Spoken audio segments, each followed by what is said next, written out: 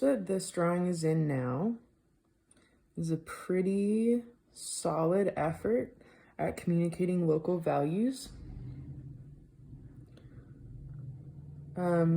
Each form in this drawing has been handled just a little bit differently.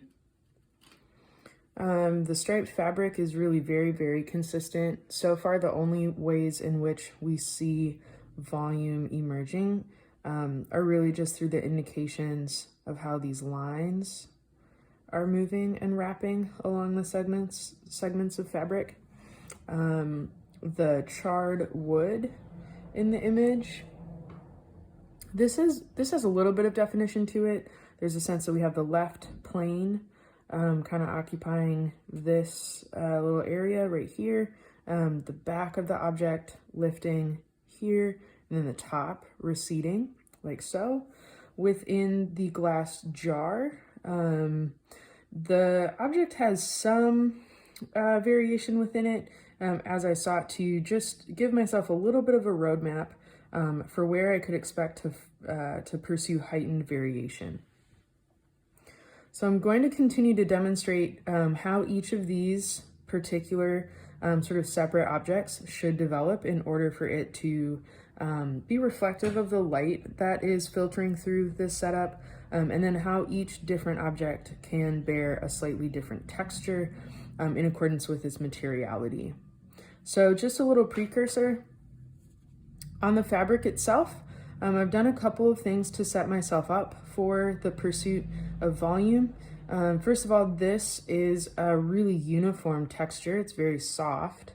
And I've done my best to get at nice, distinct differences between light and dark stripes, featuring edges that are really crisp.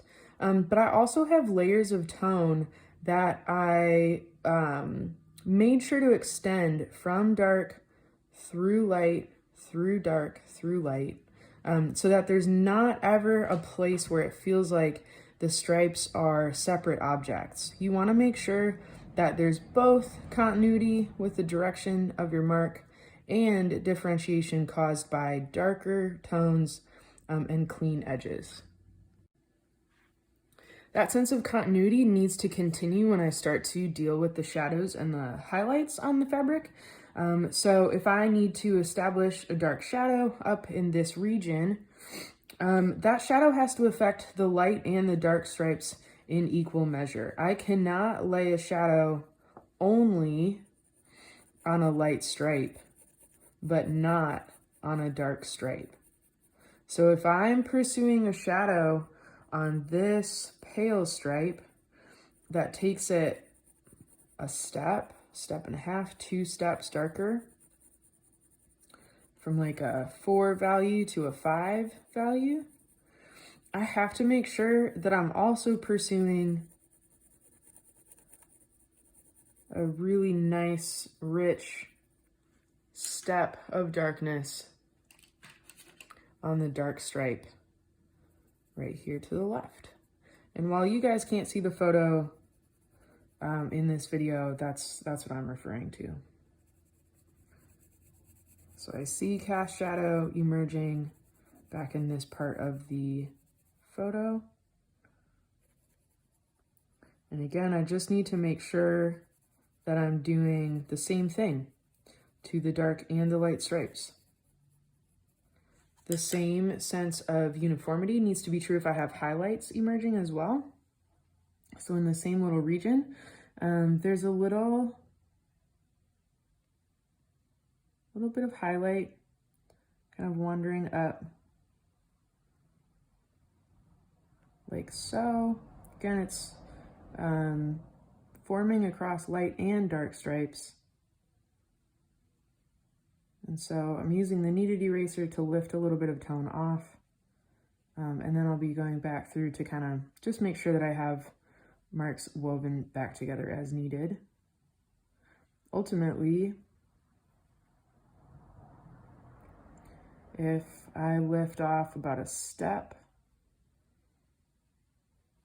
of value to communicate a highlight on a light stripe, I have to kind of accomplish that same amount of differentiation on a dark stripe. So this guy got just a little bit too light. Lost the shape just a little bit right there. And I want to restore the marks that I've been making.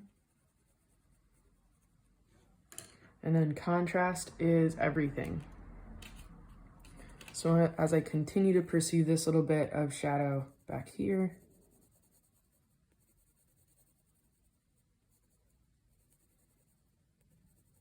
it starts to allow my highlights to feel a little bit brighter, and I don't have to go too crazy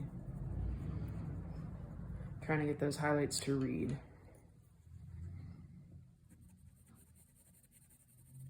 So whatever you do on a dark stripe, keep an eye on the region that you're working on and make sure that you're introducing the same amount of change and the same type of change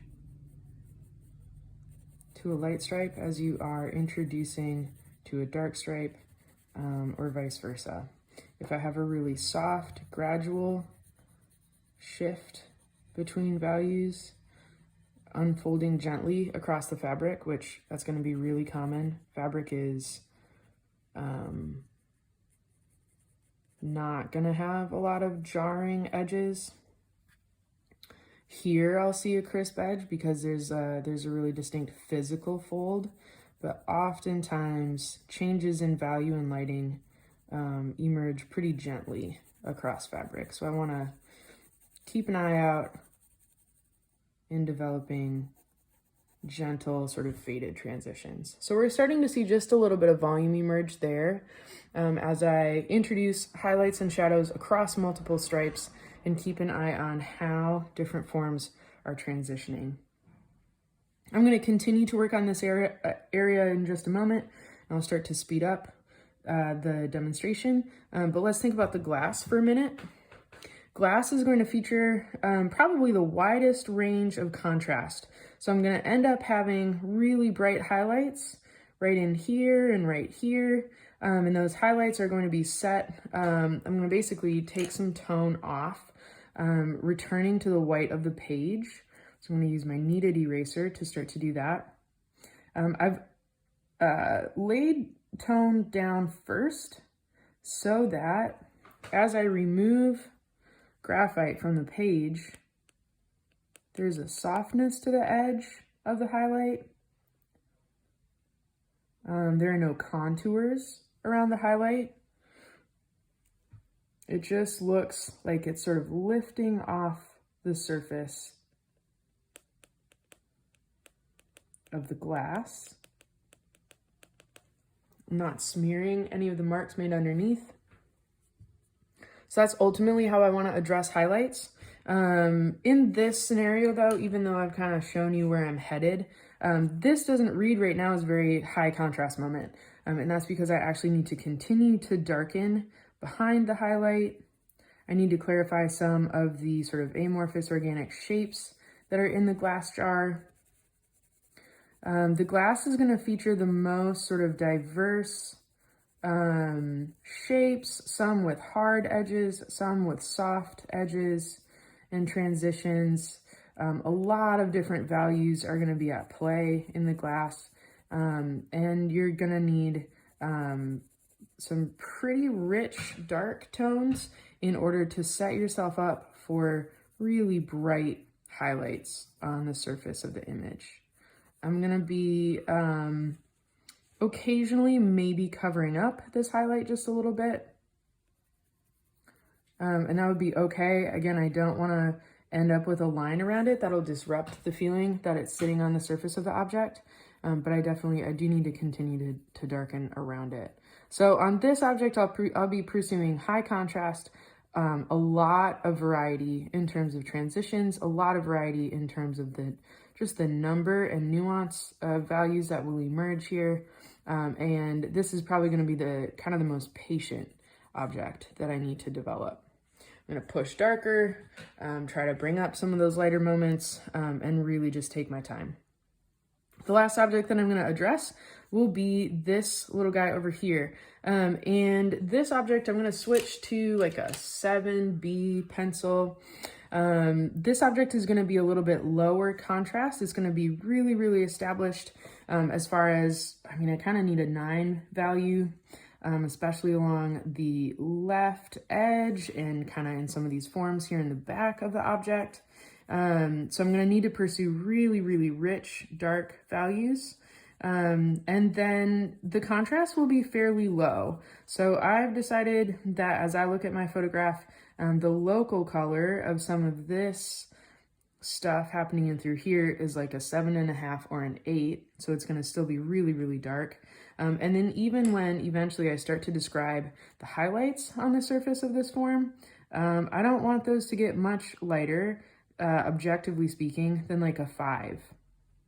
So the highlights on this piece of wood will look bright because they're in contrast to a 9 value, or a 7.5 value, but they're not going to be, in comparison to a value scale, too terribly bright.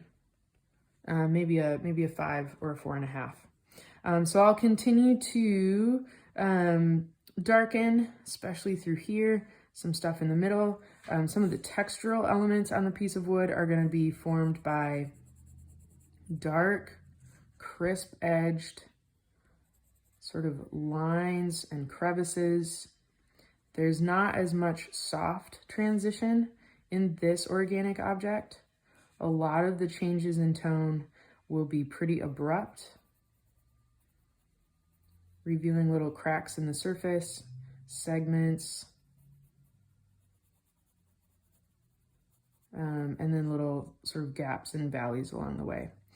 So crisp edges, really dark shadows, dark local value, high contrast highlights that are nonetheless still probably in the 4.5 or 5 range. They will look high contrast compared to the darkness of the values around them, but objectively speaking, they're still going to be kind of a middle gray. So I'm going to work on these different objects a little bit more, just take my time with them, but this should give you a little bit of a sense of how I'm thinking through each different object in terms of value range, contrast, and then types of transitions that you should expect to see.